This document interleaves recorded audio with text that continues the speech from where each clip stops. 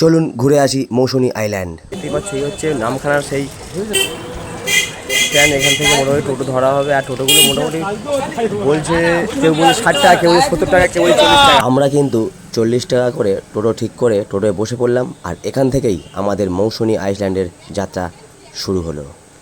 নামখানা থেকে টোটোয় করে আসতে হয় হুজ্জুতের ঘাট। মোটামুটি আমরা নামখানা থেকে এসে এখন এই হুজ্জুতের ঘাটে যে টোটো স্ট্যান্ড এখানে নামলাম। তো এটা হচ্ছে সেই জায়গা যেখানে এখানে হুজ্জুতের ঘাট, সেই জায়গাটা এখন দাঁড়িয়েছি। আর এখান থেকে এই যে নৌকাগুলো আছে এটা করে পেরিয়ে কিন্তু মৌসুমী আইল্যান্ড যাবে। দেখতেই পাচ্ছ প্রচুর মানুষ কিন্তু এখানে যাচ্ছে। তো ফাইনালি আমরা নৌকায় উঠে পড়লাম। নৌকাটা পার করাতে মাত্র 5 টাকা করে নেয়।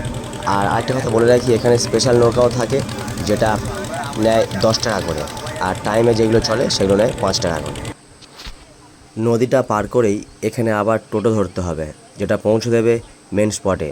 আর টাকা মাত্র 35 টাকা, আর সময় লাগে 20 থেকে 25 মিনিট। চলো আমরা সকালে যে মৌসুমী আইল্যান্ডের উদ্দেশ্যে বেরিয়েছিলাম, এই মুহূর্তে আমার যে রিসোর্টে উঠব সেটা হলো সি স্কাই ডিলাক্স।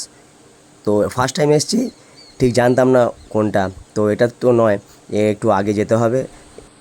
এটাই হলো sea sky deluxe cottage and রিসর্টের মেন গেট, যেটা আমরা বুক করেছিলাম। এবার দেখবো ভিতরে গিয়ে ভিতরের পরিবেশটা। চলে যাওয়া যাক। পরিবেশটা এরকম দেখো, আমাদের পৃথ্বী এসে কিন্তু অলরেডি বসে দোলা খেলা শুরু করে দিয়েছে। আর এই জায়গাটা দেখো একবার, আর জায়গাটা খুবই ভালো, সামনে প্রচুর ঢেউ।